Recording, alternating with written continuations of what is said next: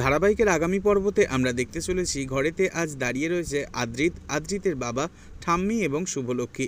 আদ্রিত আজ ওর বাবাকে বলে, কাল যে কোনো প্রকারেই মোহনাকে একটা মেডিকেল টেস্ট করানোর ব্যবস্থা আমি করেছি। টেস্টটা করালেই পুরো সত্যিটা আসলে বেরিয়ে আসবে। মোহনা সত্যি বলছে নাকি মিথ্যে? তখন আদ্রিতের বাবা বলে, হ্যাঁ, ব্যাপারটা তো ঠিকই বলছিস।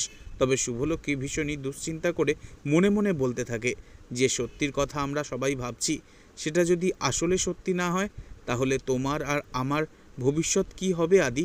এই বলেই শুভ ভীষণই দুশ্চিন্তা করতে থাকে।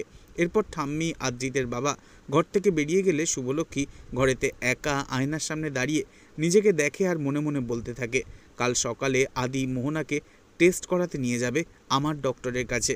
তাই যে করেই হোক আমি কাল একবার সবার আগে আদির সাথে কথা বলবো, না হলে মোহনা সবটা ওলট পালট করে দিতে পারে।